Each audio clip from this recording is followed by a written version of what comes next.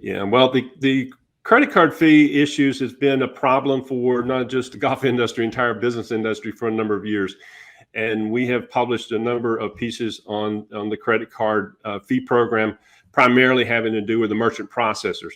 This problem that brought up and was part of this hearing has nothing to do with the merchant processors. It has to do with the banks, and it had to do with the establishment of the transaction fees that have just been increased in April. These fees were proposed in 2020, but the industry, the banks, had decided to postpone implementation of these new fees, these new rates, until after the pandemic, and then they did so on April 15th, raise those rates.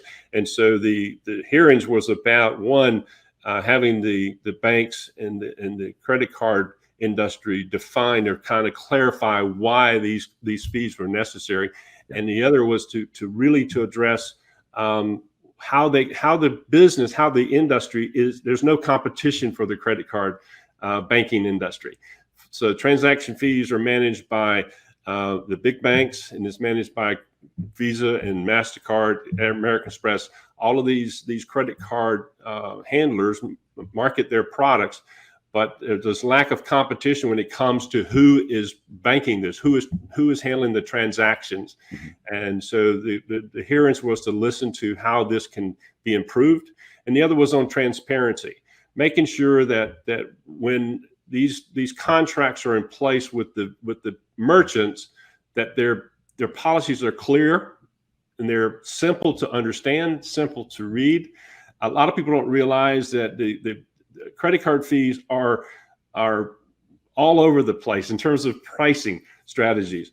For example, since the pandemic, more and more people are using credit cards online than ever before.